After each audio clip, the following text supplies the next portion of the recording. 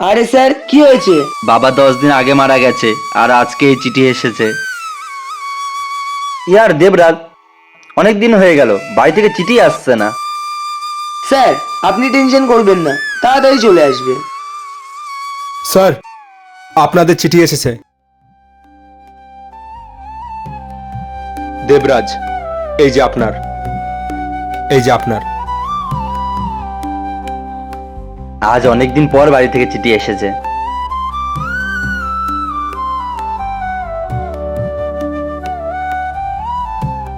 বাবা, আমার শরীর অনেক খারাপ। ডক্টর বাবু বলেছে আমার কাছে মাত্র আর 2 দিন মতো আছে, তুই তাড়াতাড়ি বাড়ি চলে আয় বাবা।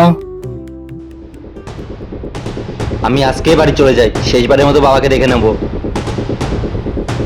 আরে পোস্টম্যান, এটা তো 10 দিন পুরনো চিঠি, কি করিস ভাই? 10 দিন পুরনো চিঠি? আমার চিঠি 10 দিন পুরনো তো? আরে হ্যাঁ, আমার চিঠিও 10 দিন পুরনো।